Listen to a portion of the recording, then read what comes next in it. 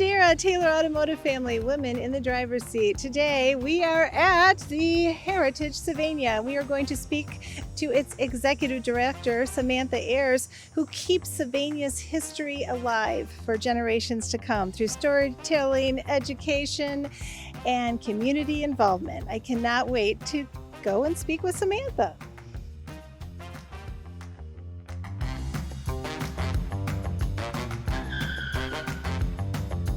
Samantha, thank you so much for allowing us to be here in this incredible historical place. Let's jump in. Heritage Sylvania is such a unique organization. Can you share how it came to be and the role it plays in preserving local history? So Heritage Sylvania goes back more than 30 years ago. 1991, it was a group of a few individuals who just got together, history enthusiasts, and essentially reinvigorated another historical group that needed some more oomph. And they actually had met at the Sylvania Library. That was kind of their headquarters. And then in 1993, the city had purchased a very large house right downtown Sylvania, as well as a commercial building that had a very large plot of land in the back of open field. And it was at that time that the Historical Society became an organization. They moved into the big house, which then was the Sylvania Heritage Museum. And it was in 1997 that the original train depot that is behind us, that was donated to the city. And it was decided to turn this plot of land that we're in now into the historical village. And then, of course, over the years, additional buildings were added.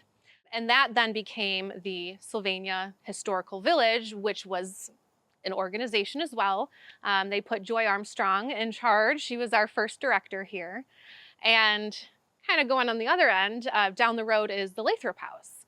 And in 2001, it was up for sale, and there was talks of potential demolition. And there was a group of individuals, the Friends of the Lathrop House, they called themselves, that got together, tried to preserve the house. They did save the house. Unfortunately, it was moved, but we still have it, which is exciting. And then those three organizations, while they all worked independently, in 2019 all came together as Heritage Sylvania. So here we are. All things history. And I will say, I have to give a shout out to our historians. One thing I think that's special about what we do is it's not just preserving old buildings, preserving old artifacts. Every week they're in the office, they're looking at obituaries, they're taking note of anything in the Advantage, the Blade, and they're not just preserving the old, but they're preparing our future for any history they might be looking for, just to make it easily accessible, unlike what we have 100 years ago. Things were a little bit more difficult to get the details, but they're trying to make it easy for our future selves. Great. So. The Lathrop House is, speaking of which, is a powerful site on the Underground Railroad. What stories from that home resonate most with visitors? Yeah, it's one thing that to me alone, I've seen this several times, is when I'm there with visitors, especially during some of our events like Celebration of Freedom, we've had people come that say they know for a fact their ancestors were a part of the Underground Railroad. They were freedom seekers. And Northwest Ohio was mostly the Black Swamp, so there wasn't a lot happening heading north other than Sylvania. So Sylvania does play a very important role. And for these individuals, knowing that their ancestors very likely came through this area and very likely stood and hid in that very house that they're in, it's emotional to see that. Yeah. So. And the Cooke Kuhlman Home offers a glimpse into early 20th century medicine. Mm-hmm. What can people learn there that surprises them the most? Yeah, so what's interesting is that it is a house. It was a house. It was Dr. Uriah Cooke, his wife Ethel. They had a child, Elizabeth, who then married Alfred. They had a child, Marilyn. So you have 3 generations of a family living in this house, which is pretty remarkable as it is. But there is a separate wing where Dr. Cooke had his office. So it's still preserved today. There's a private entrance to a waiting room. He has his own office, his exam room, and even had a pharmacy. So not only would he see patients in the house, he actually would make his own medicines, and he had storage, and the whole house is set up as both a residence and an office, which is really interesting. The Sylvania Historical Village brings the past to life. How do you make history engaging for students and families today? Yeah, it's I would have to say immersion. I'll be the first to admit, as a kid, history didn't click with me. My mom's a historian, so it was kind of shocking that, it just wasn't my thing. But not everybody can find history interesting reading a textbook or watching a documentary. It doesn't work for everybody. But I find, not just with myself, but with a lot of the kids that come through, immersion is where it's at. They can go in these buildings, they can touch the history, they can see it, they can smell it, they're there, they're immersed, and I feel like that really resonates with kids, and it helps this new generation coming in that naturally isn't going to be interested in history.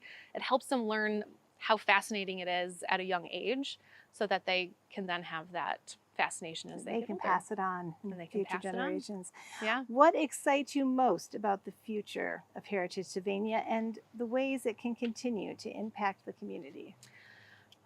There's so much potential, what we have. When I started here, there was a really big focus on the school programs, so elementary age students, and then we have a very loyal membership base of more on the other range, 65 plus. And it was clear as day to me when I started that middle range is just not approached, or they're not seen. They're not able to see this. So it's been my personal goal to focus on that range. Luckily, we have a little bit more help now that I've been here. Previously it's always been one director. So now we have a programs and events manager who's able to help with the school programs and come up with some of these additional events that do gear towards this, I'll say younger age, or I'll say that middle age, things like ghost tours. Yes. The ghost tours have been huge.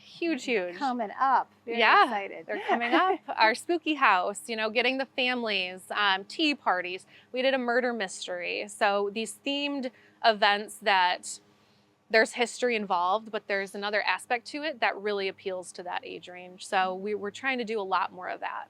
Great. Well, Samantha, buckle up. It's time all right. for the lightning round questions. Let's have them. Favorite historic site in Sylvania besides your own, or in this area? Oh, in this area? Yeah, you can expand it, but whatever you... Okay, can we do downtown? Yes. Okay. I would have to choose the J&G's building. It's near and dear to my heart, but it is such an interesting building. It has a great history, and it's a staple of Sylvania. Everybody knows J&G's, but just the interior alone is a time capsule. Yes. Going in that old side, and you have the orange booths and the flocked wallpaper, they can't ever get rid of that. But I like what they did on the new side, the tap room side, where it still has that old world feel, but it's, a little modern twist. But the building itself. They did a great job incorporating, keeping the integrity of one and expanding. Exactly. Kind of that same vibe. Yeah.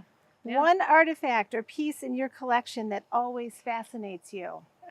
I would have to say it's the one that we probably bring out the most. I would have to say our moonshine still.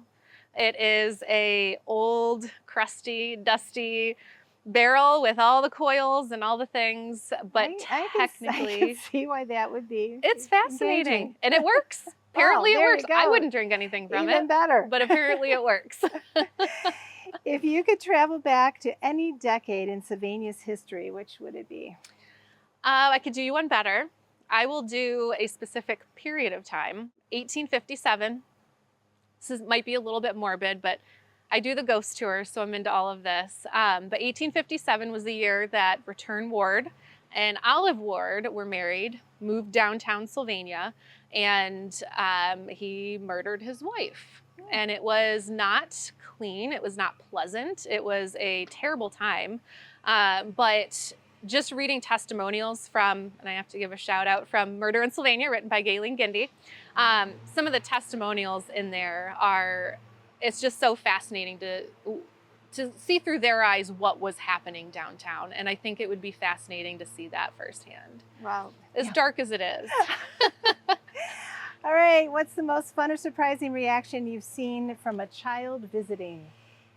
Oh, we get a lot of kids here, 3,000 a year, right around there. We have had all kinds of surprising reactions. I won't go into all of them, but I think my personal favorite, and it's not every field trip that comes out, but we at least get it once a season, is that kid, you know, when they're ready to leave, they'll all be getting on the bus or waiting for the bus to arrive, and I'll walk past and say goodbye. And I always get that one kid that either comes up and hugs me or says this was the best day of my life, or this is the best field trip I've ever been on. I can't wait to come back. But it just really clicks for some kids, and that is heartwarming for sure. I know it's clicking for us today, and we greatly appreciate you sharing this with us, and Yes, we of hope course. to come back again and again. Absolutely, it's here All anytime. right. All right. Thank you, Samantha. Of course. Thank you, Samantha, for sharing a glimpse into Sylvania's historical past and preserving its future. Let's hit the road and see who's next in the driver's seat.